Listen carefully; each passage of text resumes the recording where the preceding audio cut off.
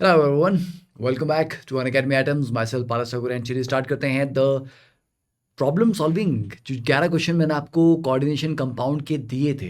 अब आप बोलेंगे सर कहाँ दिए थे, बट लास्ट लेक्चर जो हमने सीएफटी का किया था ना, जो 15 मिनट में आपको मैं सीएफटी एक्सप्लेन कर रहा था, उसमें मैंने आपको 11 क्वेश्चन भी दिए थे। मैंने अपने कम्युनिटी के ऊपर भी पोस्ट किए हैं। ठीक है, तो उनको अब डिस्कस करने का टाइम आ गया है, तो चलिए उनको जल्दी से डिस्कस कर लेते हैं। ठीक है, स्टार्ट करें। राइट, चलो। तो अगर आप लोगों ने वो क्वेश्चन अटेम्प्ट नहीं किए हैं तो मैं भी आपको बोलूँगा कि एक बार जाके कम्युनिटी पे उन क्वेश्चंस को ट्राई कर लीजिए, सो दैट ऐसा ना हो कि मतलब है ना, अच्छे क्वेश्चंस हैं तो पहले आप ट्राई कर लो, और किए हैं तो चलिए फिर लेक्चर स्टार्ट करते हैं। एंड बाकी आप लोगों को पता ही है कि भैया पीटी लाइव कोड लगाना है, एंड जल्दी से ज्वाइन कर लीजिए। There are so many amazing offers right now going on, और अनअकैडमी एक बहुत बड़ी खबर लेके भी आ रहा है। दिल्ली में कुछ बड़ा ओपन होने जा रहा है। ठीक है, चलिए उसके बारे में आपको बताऊंगा सेशन के एंड में। देखिए, the first question, the correct order of the spin only magnetic movement of metal ions in the following low spin complexes. तो साफ इन्होंने बोल रखा है, ठीक है, कि these are low spin complex.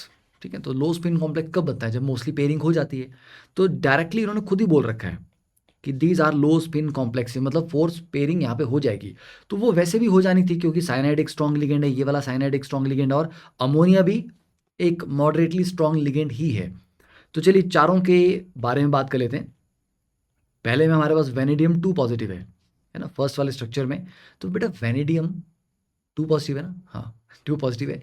तो वेनेडियम क्या होता है, 4s2 3d3। तो 2 पॉजिटिव में क्या आ जाएगा, 4s0 3d3। तो 3d3 में ऑक्टाहेड्रल में देखिए, T2G में 3 इलेक्ट्रॉन चले जाएंगे, EG में कोई भी नहीं जाएगा क्योंकि 3 ही तो हैं। ठीक है, तो एक इलेक्ट्रॉन यहां जाएगा, दूसरा, तीसरा, दैट्स इट। तो नंबर ऑफ अनपेड इलेक्ट्रॉन कितने आए, 3 आ रहे हैं। सेकेंड वाला केस देख लेते हैं आयरन का, FeCN6 4 नेगेटिव का। ठीक है, तो सेकेंड वाले केस में हमारे पास आयरन की ऑक्सीडेशन स्टेट अगेन क्या है, Fe2 पॉजिटिव। तो बच्चों Fe2 पॉजिटिव की नॉर्मल आयरन क्या होता है, Fe26 होता है उसका अटोमिक नंबर। तो 4s2 3d6 होता है, तो 2 इलेक्ट्रॉन निकाल देंगे तो 4s0 3d6 बचेगा।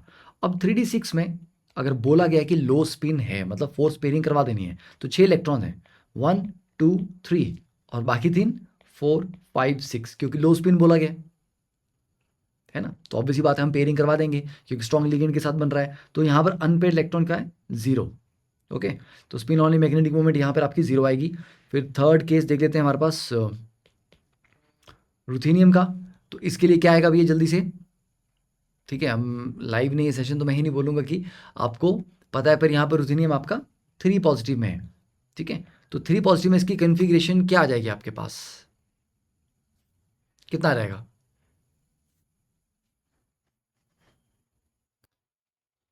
अब यहाँ पर काफ़ी बच्चे गड़बड़ कर देते हैं, क्योंकि 3D सीरीज़ वाले तो हमारे याद रहते हैं हमें एलिमेंट, पर 4D सीरीज़ वाले जनरली हमें याद नहीं रहते। देखिए रुथेनियम का जो जनरल कन्फिग्रेशन है, that is 5s1 4d7। Yes, मैंने कहा था ना कि डी ब्लॉक हमने जब पढ़ा था, तो डाउन द ग्रुप जब आप जाते हैं तो थोड़ा सा इलेक्ट्रॉनिक कन्फिग्रेशन में कुछ इरेगुलरिटीज़ आना शुरू हो जाती हैं, तो वो आपको अगर याद नहीं होंगी तो आप गलती कर देंगे। तो अगर यहाँ पर हमारे को 3 पॉजिटिव करना है तो 5s से 1 इलेक्ट्रॉन जाएगा और D से 2 इलेक्ट्रॉन जाएंगे, तो अल्टीमेट मेरे पास बचेगा नॉट 4, मतलब 5s0 एंड 4d5। अब 4d5 में अगेन, ठीक है, मेरे पास सिस्टम क्या है, यहाँ पे लो स्पिन बनाना है, तो 5 इलेक्ट्रॉन है, तो 1 2 3 4 5, एक अनपेड मेरे पास यहाँ पे बच जाएगा। एंड लास्ट केस हमारा पास क्रोमियम। ठीक है, क्रोमियम यहाँ पे 2 पॉजिटिव में, तो क्रोमियम 2 पॉजिटिव में जब होगा, क्रोमियम नॉर्मली क्या होता है 4s1 3d5, तो 2 पॉजिटिव बनेगा 4s0 3d4। तो 3d4 में ऑक्टाहेड्रल है, 4 इलेक्ट्रॉन 1 2 3 एंड 4, तो इसके पास नंबर ऑफ इलेक्ट्रॉन 2 आ रहे हैं। तो इसके बेसिस पे हम आराम से आंसर दे सकते हैं कि सबसे ज़्यादा मैग्नेटिक मूवमेंट किस में आ रही है, वेनेडियम वाले में। तो वेनेडियम वाला सबसे आगे चला जाएगा आपका। उसके बाद 2 इलेक्ट्रॉन इसमें आ रहे हैं आपके क्रोमियम में, फिर उसके बाद रुथेनियम में 1 आ रहा है, और आयरन में आपका 0 आ रहा है। तो आंसर इज बी ऑप्शन। ठीक है, तो अच्छा क्वेश्चन था, रिसेंट एग्जाम का क्वेश्चन है ये, तो उसको सॉल्व एक बार करके अच्छे से याद भी कर लेना कि इस तरह का 3D और 4D सीरीज के मेटल्स का भी मिक्सचर आपको पूछा जा सकता है। Next, the compound that inhibits the growth of tumours, anti cancer, है ना। एंटी कैंसरस कंपाउंड या ड्रग जो है वो क्या है कोऑर्डिनेशन कंपाउंड में? सिस्प्लाटिन। काफ़ी आपने सुना है इसके बारे में, ये क्वेश्चन पहले भी काफ़ी बार आ चुका है, इवन नीट वालों के एग्जाम में भी एम्स में पहले पूछा गया है। तो सिस्प्लाटिन क्या होता है? प्लेटिनम के साथ टोटल 4 बॉन्ड बन रहे हैं स्क्वायर प्लेनर ज्योमेट्री में, 2 chlorine 2 ammonia.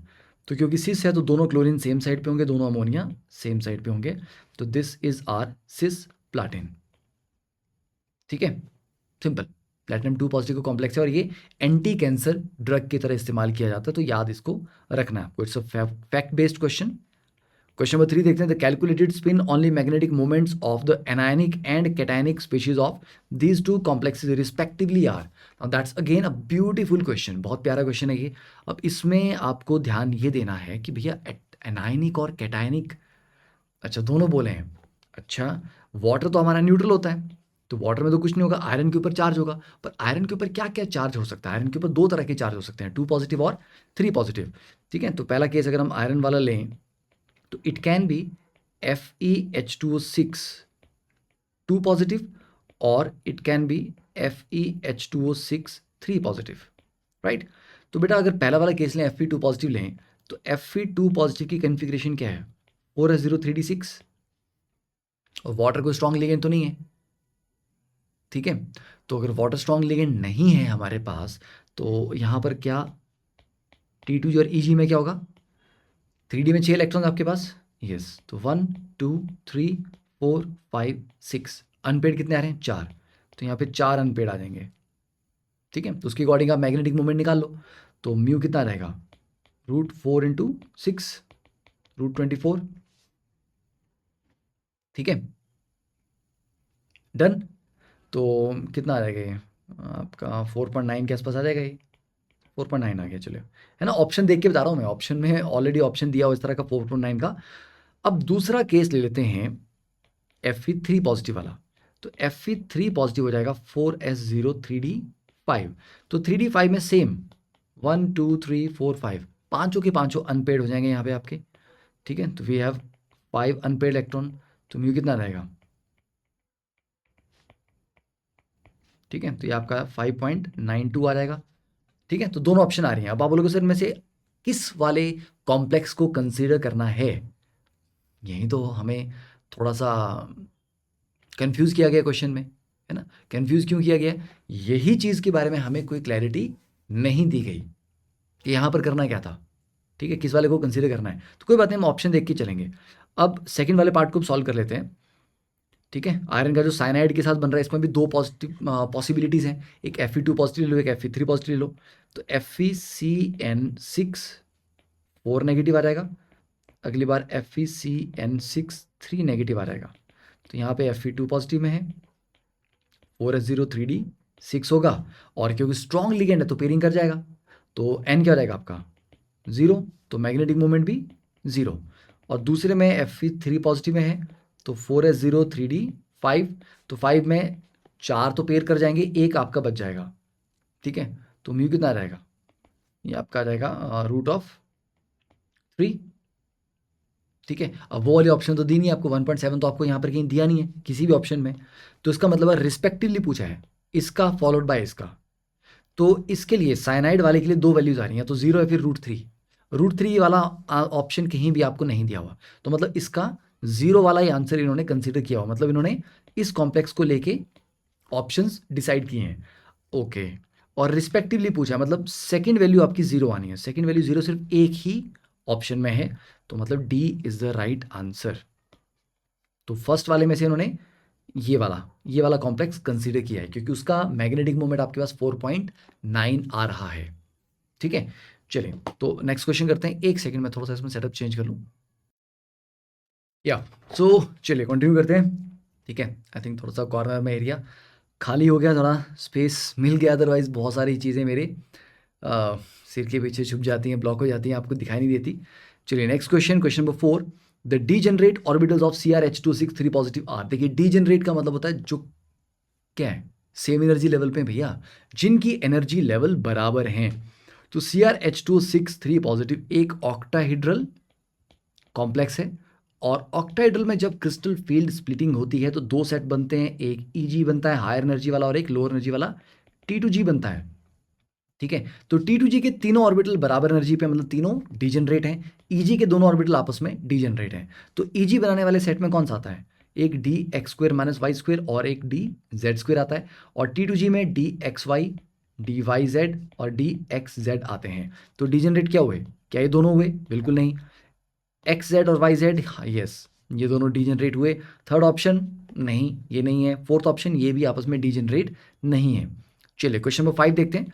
The number of water molecule और molecules not coordinated to copper ion directly. ये भी क्वेश्चन मैंने आपको एक शॉर्ट में समझाया था, है ना, कि कॉपर सल्फेट डॉट 5H2 का रियल स्ट्रक्चर क्या होता है। और एक वाटर मॉलिक्यूल कोऑर्डिनेशन स्फीयर से बाहर रहता है, उसको एनायन वाटर कहते हैं। तो बच्चों, जिसको आप CuSO4.5H2O बोलते हैं, ये पांचों के पांचों वाटर मॉलिक्यूल कॉपर के साथ डायरेक्टली एज ए लिगेंड नहीं जुड़े होते हैं। दिस इज बेसिकली CuH2O4 और SO4 भी बाहर होता है .H2O। और ये जो बाहर वाला वाटर मॉलिक्यूल है, इसको एनायन वाटर कहते हैं। और ये एक्चुअली सबसे ज़्यादा स्ट्रांगली कनेक्टेड होता है, ये H बॉन्डिंग के थ्रू कनेक्टेड होता है ये। और जब आप हीट करते हैं, क्योंकि कॉपर सल्फेट .5H2 को जब आप हीट करेंगे तो इवेंचुअली क्या होगा? वाटर मॉलिक्यूल निकलते हैं। तो पहले 2 वाटर मॉलिक्यूल निकलते हैं, फिर अगले 2 निकलते हैं, लास्ट में ये निकलता है। तो एनायन वाटर सबसे स्ट्रांगली कनेक्टेड होता है इनमें। ये चीज़ आप थोड़ा सा ध्यान यहाँ पे रखें, ठीक है। नेक्स्ट वन, चलिए क्वेश्चन नंबर 6 देखते हैं अभी। दीज कॉम्प्लेक्सेस, अच्छा एक बात, आपने लाइक किया सेशन को, शेयर किया कि नहीं किया? अगर आपको ये सेशन अच्छे लग रहे हैं, because they are very crisp, very to the point, तो लाइक करिए, शेयर करिए, ताकि हमारे को ये फीडबैक मिले कि आप लोगों को ये सेशंस, इस तरह के चीज़ें अच्छी लग रही हैं, so that will be able to like do more such sessions. देखिए, these complexes, 3 complexes absorb light in the visible region, the correct order of wavelength of light absorbed by them। देखो बेटा, जब भी लाइट एब्जॉर्ब की जाती है, वो क्यों एब्जॉर्ब की जाती है? क्योंकि लोअर ऑर्बिटल्स में जो इलेक्ट्रॉन्स हैं, वो जंप करके हायर ऑर्बिटल में जाना चाहते हैं, इसलिए उनको एनर्जी चाहिए। तो लोअर ऑर्बिटल में वो हैं, हायर में उनको जाना है, तो जो लाइट आएगी उसको एब्जॉर्ब करके वो जंप करेंगे। तो जितना बड़ा जंप करना है, उतनी ज़्यादा एनर्जी चाहिए होगी। और एनर्जी और वेवलेंथ का इन्वर्स रिलेशन होता है, ठीक है, इन्वर्सली प्रोपोर्शनल टू लैम्डा। तो बेटा, जितना बड़ा गैप होगा, ये गैप किस पे डिपेंड करता है? क्रिस्टल फील्ड स्प्लिटिंग पे।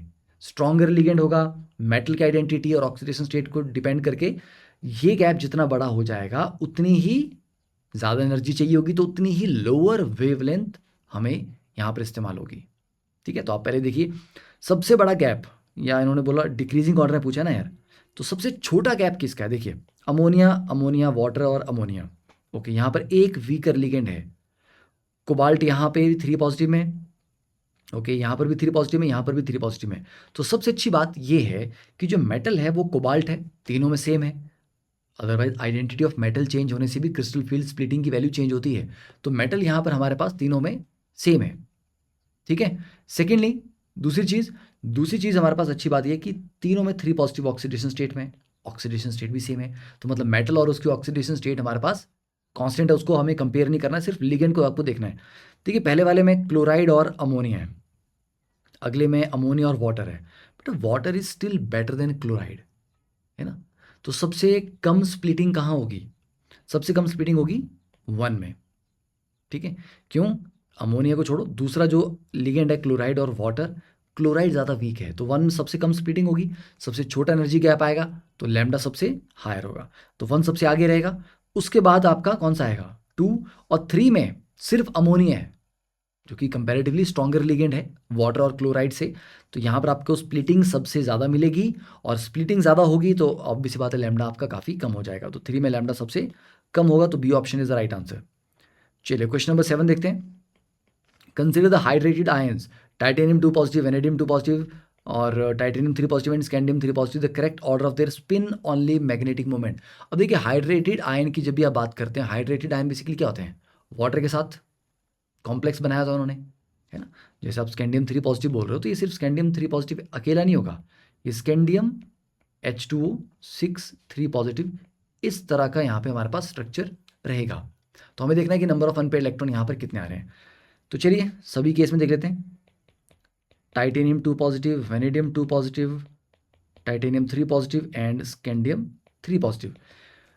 टाइटेनियम होता है 4s2 3d2, तो 2 इलेक्ट्रॉन निकाल देंगे तो 4s0 3d2 और 2 और अनपेड इलेक्ट्रॉन आगे, क्योंकि डी में 2 इलेक्ट्रॉन है, दोनों अनपेड रहेंगे। वेनेडियम क्या होता है 4s2 3d3, तो 4s से 2 इलेक्ट्रॉन उड़ जाएंगे, 3d में आपका 3 आएगा, तीनों अनपेड रहेंगे, क्योंकि स्ट्रॉन्ग लिगेंड हो वीक लिगेंड हो इट डजेंट मैटर, पहले 3 इलेक्ट्रॉन हमेशा सिंगल सिंगल सिंगल जाते हैं T2G में। और टाइटेनियम में दैट इज, अच्छा अभी तो किया हमने 3 पॉजिटिव है ना ये, तो 4s0 अब 3d1 हो जाएगा, अनपेड इलेक्ट्रॉन 1 आ जाएगा। और स्कैंडियम तो ऐसे 4s2 3d1 होता था, तो 3 पॉजिटिव 4s भी 0 3d भी 0, तो नंबर ऑफ अनपेड इलेक्ट्रॉन 0। तो मैग्नेटिक मोमेंट सबसे कम किस में आएगी, स्कैंडियम 3 पॉजिटिव में, तो सबसे पीछे स्कैंडियम 3 पॉजिटिव आना है, और सबसे आगे आपका कौन सा आना है, वेनेडियम 2 पॉजिटिव। ठीक है, तो ये ऑप्शन, ठीक है, सिंपल सा क्वेश्चन था ये। चलिए नेक्स्ट क्वेश्चन नंबर 8 देखते हैं। The crystal field stabilisation energy of FeH26Cl2 and K2NiCl4 respectively are. अब दोनों का आपको स्ट्रक्चर पहले देखना पड़ेगा कि कैसा है, इलेक्ट्रॉनिक कन्फिग्रेशन कैसी आ रही है।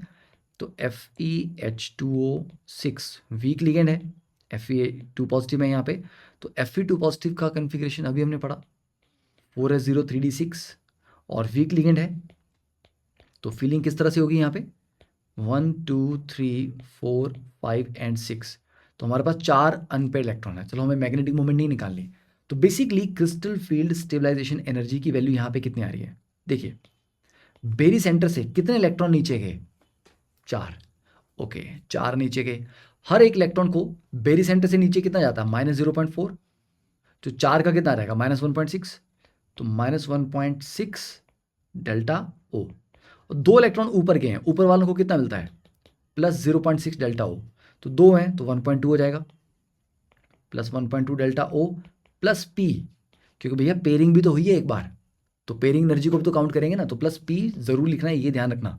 तो एक केस हमने ये कर लिया। चलिए सेकेंड केस देखते हैं अब, K2NiCl4, उसको ऐसे लिख लीजिए NiCl4 2 नेगेटिव है ना, तो यहाँ पर निकल आपका 2 पॉजिटिव है, दैट इज 4s0 3d8, और क्योंकि स्ट्रॉन्ग लिगेंड कोई है नहीं तो 3d8 में, और ये भी 4 है।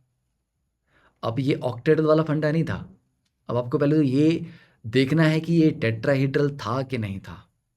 ऑब्वियसली बात है, डी में तो पेयरिंग हुई नहीं, फोर्स पेयरिंग नहीं हुई, D8 था, तो डी अवेलेबल नहीं होगा, तो DsP2 हो नहीं सकता, तो sp3 ही होगा ये। ठीक है, तो sp3 मतलब टेट्राहेड्रल है, तो टेट्राहेड्रल में आपका कैसा सेटअप बनता है, 3 वाला सेट ऊपर जाता है, 2 वाला सेट नीचे आता है। ठीक है, तो अब क्रिस्टल फील्ड स्टेबलाइजेशन एनर्जी कैसी आएगी, अब अगर मुझे यहाँ पर इलेक्ट्रॉन्स की फिलिंग करनी है D8, ठीक है, तो भैया आप कैसे होगा बताइए,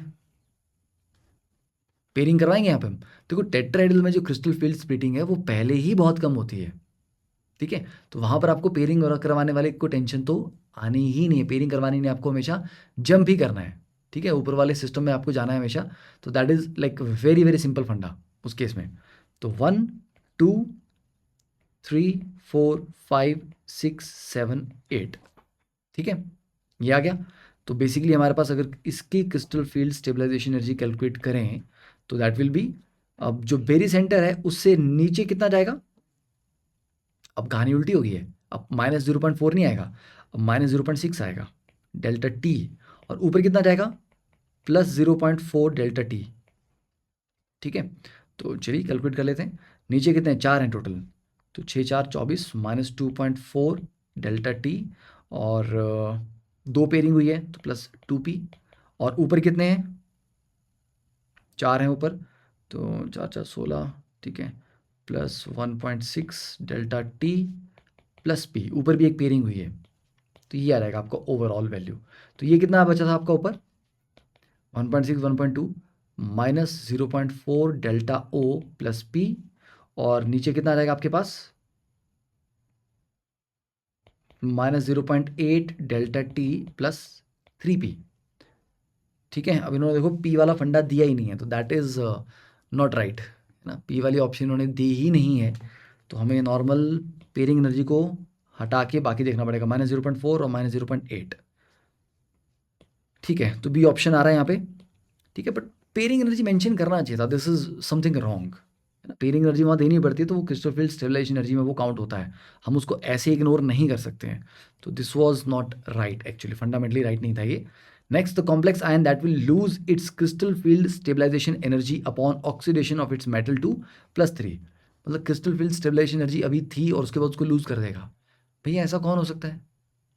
अरे ऐसा वही हो सकता है यार कि जितना बेरी सेंटर से आप नीचे जा रहे हो उतना ही ऊपर जा रहे हो। मतलब जितनी स्टेबलाइजेशन मिल रही है उतनी डीस्टेबलाइजेशन भी मिल रही है, इसलिए CFSE 0 हो गया। तो ये मैं देखना पड़ेगा। वो ऐसा कब होता है? जब 3 इलेक्ट्रॉन नीचे होते हैं और 2 इलेक्ट्रॉन ऊपर होते हैं, तब। या नीचे 6 हो ऊपर 4 हो, ठीक है? तो मतलब या तो एग्जैक्टली हाफ फील्ड हो ऊपर नीचे, या एग्जैक्टली फुल्ली फील्ड हो, तब जाके वो परफेक्टली बैलेंस होते हैं। चलो, तो हमें देखना पड़ेगा भैया इन चारों में क्या होगा। और इग्नोर पेयरिंग एनर्जी उन्होंने साफ साफ लिख रखा है। चलिए, फिनेंथ्रीन हमारे पास ये है। तो पहली बात कि ये जो फिनेंथ्रीन है आपके पास कैसा लिगेंड है? Is it a strong field ligand? देखो, सबसे स्ट्रॉन्ग कार्बन वाले होते हैं, कार्बन के बाद नाइट्रोजन वाले होते हैं। तो यस, नाइट्रोजन वाले दे आर फेयरली गुड, है ना, अच्छे अच्छे स्ट्रॉन्ग लिगेंड होते हैं, डिपेंडिंग ऑन कि किस मेटल के साथ आप उनको ज्वाइन कर रहे हो।